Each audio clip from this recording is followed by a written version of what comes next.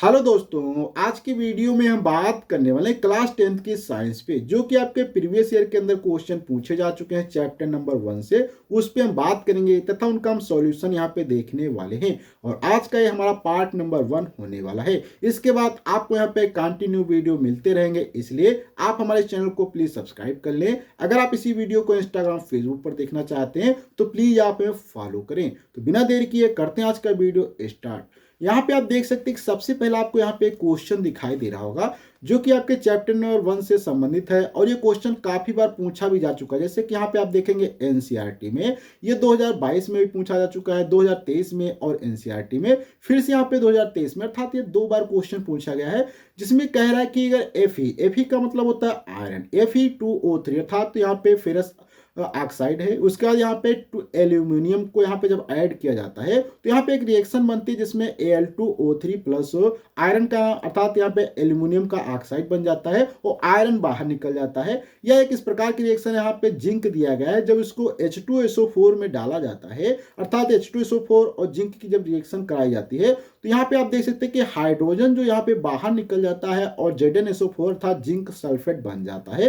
तो यहाँ पे पूछा गया कि ऊपर दी गई अभिक्रिया किस प्रकार की है, अर्थात अभिक्रिया अलग अलग टाइप की होती हैं, जैसे कि संयोजन अभिक्रिया होती है जहां पे दो जो है कंपाउंड आपस में मिक्स हो जाते हैं, या कोई भी द्विविस्थापन होता है जहां पे एक एलिमेंट दूसरे में जाता है दूसरा उसमें जाता है, यहाँ पे विस्थापन अभिक्रिया होती है, या वियोजन अभिक्रिया होती है। तो यहाँ पे क्वेश्चंस पे अगर हम बात करें तो इसका क्वेश्चन का करेक्ट ऑप्शन आपका हो जाएगा डी वाला, क्योंकि यहाँ पे आप देख सकते हैं, चाहे आप फर्स्ट रिएक्शन देखें चाहे आप यहाँ पे सेकंड रिएक्शन देखें, दोनों में आपको देखने को मिला होगा कि एल्यूमिनियम जो होता है इसके अंदर तो यहाँ पे जा रहा था। देखो यहाँ पे फर्स्ट वाले का एल्यूमिनियम यहाँ पे गया, लेकिन यहाँ पे आप देखेंगे आयरन बाहर निकल गया। क्या है? आयरन यहाँ पे बाहर निकल गया। ऐसे ही दूसरे में देखेंगे यहाँ पे जिंक तो इसके अंदर गया, तो यहाँ पे हाइड्रोजन क्या है? बाहर निकल गया। इस प्रकार से इस प्रकार की अभिक्रिया है जब एक एलिमेंट किसी दूसरे कंपाउंड में जाता है और वहां पे एक कंपाउंड को अर्थात एक एलिमेंट को बाहर हटा देता है, तो उसे हम क्या कहते हैं? विस्थापन अभिक्रिया कहते हैं। इसलिए विस्थापन अभिक्रिया का एग्जाम्पल हो जाता है। अब हम यहाँ पे अगले क्वेश्चन पे बढ़ते हैं, जो कि यहाँ पे क्वेश्चन दिया गया है कि नीचे दी गई अभिक्रिया के संबंध में कौन सा कथन असत्य होगा। अर्थात यहाँ पे कहा गया कि यहाँ पे एक अभिक्रिया है जिसमें दिया है लेड ऑक्साइड, PV का मतलब होता है लेड ऑक्साइड, S का मतलब यहाँ पे सॉलिड होता है, C मतलब कार्बन, वो भी क्या है? सॉलिड। अर्थात लेड ऑक्साइड जब एक सॉलिड कार्बन के साथ में रिएक्ट करता है तो यहाँ पे लेड बाहर निकल जाता है और कार्बन डाइऑक्साइड गैस बन जाती है, जो कि गैस के रूप में उड़ जाती है। ये यहाँ पे रिएक्शन कह रहा है। अब यहाँ पे रिएक्शन में पूछा गया कि सीसा क्या यहाँ पे अपचयित होता है, या कार्बन डाइऑक्साइड उपचयित होता है, या कार्बन उपचयित होता है, या लेड ऑक्साइड उपचयित होता है। तो इनके आधार पे यहाँ पे इन्होंने 4 ऑप्शंस बना दिए हैं। और ये ऑप्शन में जैसे कि फर्स्ट में कह रहा है कि पहला और दूसरा सही होगा अर्थात असत्य होगा, या दूसरे में कह रहा है कि फर्स्ट और थर्ड असत्य है, या तीसरे में कह रहा है कि फर्स्ट सेकंड और थर्ड असत्य है, या सभी असत्य है। तो यहाँ पे ऑप्शंस में अगर हम बात करें तो इसमें फर्स्ट वाला सही होगा, क्योंकि यहाँ पे सीसी का अपचयन नहीं होता, इसलिए ये भी गलत होगा। फिर कह रहा है कि यहाँ पे कार्बन डाइऑक्साइड अपचयित होती, ये भी गलत होगा। तो यहाँ पे इसलिए ऑप्शन आपका जो यहाँ पे फर्स्ट वाला करेक्ट हो जाएगा। अब हम यहाँ पे अगले क्वेश्चन पे बढ़ते हैं, जो कि यहाँ पे क्वेश्चन दिया गया है कि अगर यहाँ पे आयरन क्लोराइड अर्थात फेरस क्लोराइड को जब यहाँ पे फेरिक क्लोराइड है, जब इसको H2O के साथ में रिएक्शन कराते हैं, H2 अर्थात पानी के साथ में, यहाँ पे कोई ऐसा एलिमेंट है जो कि यहाँ पे अभी आपको दिखाया नहीं गया है, तो यहाँ पे रिएक्शन के बाद क्या बनता है? FeCl2 बन जाता है, H2SO4 बनता है, और यहाँ पे HCl बाहर निकल जाता है। और ये क्वेश्चन आप देख सकते हैं 2018 के अंदर पूछा जा चुका है, और ये 24 के अंदर भी क्वेश्चन पूछा जा चुका है। इसलिए काफी इंपॉर्टेंट क्वेश्चन है कि यह क्वेश्चन आपके 25 में भी पूछा जाए। अब देखते हैं इस क्वेश्चन में y का मान कैसे निकाला जाएगा। y का मान पूछा था, देखो y का मान निकालना है तो यहाँ पे ये रिएक्शन जो आप देख सकते हैं, इस रिएक्शंस में क्या कहा गया है इसको थोड़ा सा आपको यहाँ पे डिटेल से समझना पड़ेगा। इस रिएक्शंस में ये कहा गया है कि जब आयरन जो होता है, यहाँ पे आयरन का क्लोराइड और H2O को जब रिएक्शन कराते हैं, एक यहाँ पे और एलिमेंट है, तो यहाँ पे आप देख सकते हैं ये चीज बनती है। तो इसमें आप देख सकते हैं यहाँ पे जो S आ गया, यहाँ पे आप देखेंगे कहीं पर भी यहाँ पे S आपको नहीं दिखाई दे रहा, तो यहाँ पे ये S आ गया। जाएगा। इसका मतलब ये जो सल्फर आता है तो इसका मतलब सल्फर वाला तो कोई ना कोई कंपाउंड तो होना ही चाहिए। अब इस सल्फर इसमें कैसा होगा, क्योंकि यहाँ पे आप देख सकते हैं ये Cl दिया गया, ये तो बिल्कुल गलत हो जाएगा क्योंकि इसमें सल्फर है ही नहीं, तो ये तो ऑप्शन में हो नहीं सकता। इसके बाद यहाँ पे बचते हैं आपके तीन ऑप्शन, फर्स्ट, सेकंड, थर्ड, जिनमें सल्फर है।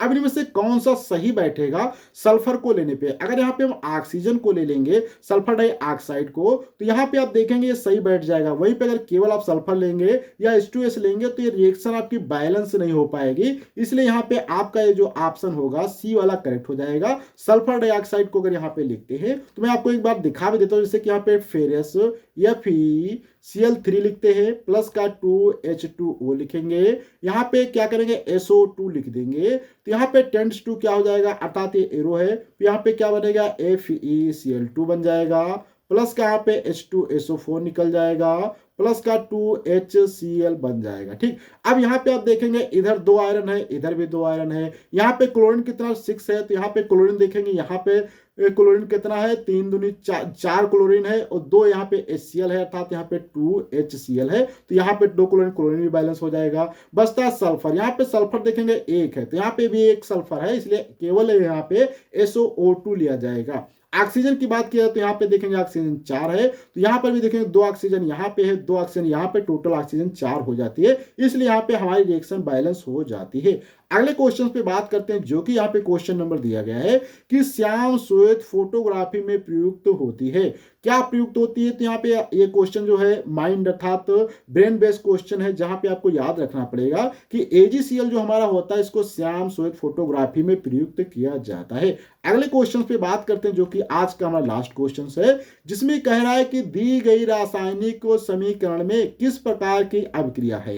यहाँ पे क्या है BaCl2 अर्थात बेरियम क्लोराइड दिया गया है, H2SO4 अर्थात यहाँ पे आपका एसिड दिया गया है, यहाँ पे बेरियम क्लोराइड का एक जली विलेन है, वहीं पे H2SO4 का भी जली विलेन है, और इनको जब आपस में रिएक्ट कराते हैं तो यहाँ पे बेरियम सल्फेट बनता है जो कि एक सॉलिड है, और HCl क्या है जली विलेन, अर्थात जली विलेन में आपका जो बेरियम सल्फेट है वो नीचे बैठ जाता है, ये यहाँ पे रिएक्शन होती है। अब यहाँ पे हुआ क्या ये समझो कि इसमें कह रहा है कि ये क्या योगात्मक होगा या निराकरण होगा या इनमें अवक्षेपण होगा। तो यहाँ पे आप देख सकते हैं कि जैसे कि मान लो यहाँ पे हम क्या करते हैं व्हीकल ले लेते हैं, क्या करते हैं यहाँ पे हम एक ये व्हीकल ले लेते हैं। ठीक, इस व्हीकल में हमने क्या किया, यहाँ पे सबसे पहले आपको क्या मिला देना है बेरियम क्लोराइड, क्या मिला देंगे बेरियम क्लोराइड, यहाँ पे आप मिला देंगे, ये बेरियम क्लोराइड हो गया। इसी में आप क्या करेंगे H2SO4 भी मिला देंगे, यहाँ पे H2SO4 भी मिला दिया। ये जब दोनों चीजें मिला देते हैं तो इसमें क्या होता है, कुछ समय के बाद आप देखते हैं कि यहाँ पे ये बन जाता है HCl बन जाता है, और बचता यहाँ पे क्या है आप देखेंगे यहाँ पे नीचे तलहटी में कुछ चीजें बैठ जाती है, जिसको हम क्या कहते हैं बेरियम सल्फेट कहते हैं। बेरियम सल्फेट यहाँ पे बनता है, और ये क्या होता है ठोस होता है, तो यहाँ पे अवक्षेप बनता है। इसका मतलब ये अभिक्रिया कैसी है, एक अवक्षेपण वाली अभिक्रिया है। तो जब भी जहां पे अवक्षेप बन के नीचे बैठ जाता है तो उसे अवक्षेपण कहते हैं। इसको आप थोड़ा सा और समझ सकते हैं कि अवक्षेप कैसे बना, क्योंकि इस रिएक्शन में ही लिख दिया। जैसे कि ये देखो जली था, ये भी क्या जली था, अर्थात ये तो दोनों क्या होते हैं पानी के तरीके से तो यहाँ पे तैर रहे होंगे, लेकिन जब ये कुछ समय के बाद देखते हैं कि यहाँ पे क्या होता है जली तो ये बन रहा है लेकिन ये ठोस है, और ठोस चीज हम जानते हैं कि क्या नीचे बैठना स्टार्ट हो जाती है। हो सकता है ऊपर भी बैठे लेकिन डेंसिटी पे डिपेंड करती है, लेकिन यहाँ पे ये क्या नीचे बैठ जाएगा बेरियम सल्फेट HCl के में, और इसलिए यहाँ पे अवक्षेप बन जाता है। तो आज की वीडियो में हमने समझा टॉप 5 क्वेश्चन जो कि आपके क्लास 10th के साइंस में पूछे जा चुके हैं प्रीवियस ईयर के अंदर। अगले वीडियो मिलेंगे कुछ ऐसे ही नए क्वेश्चन के साथ में, जब तक के लिए धन्यवाद।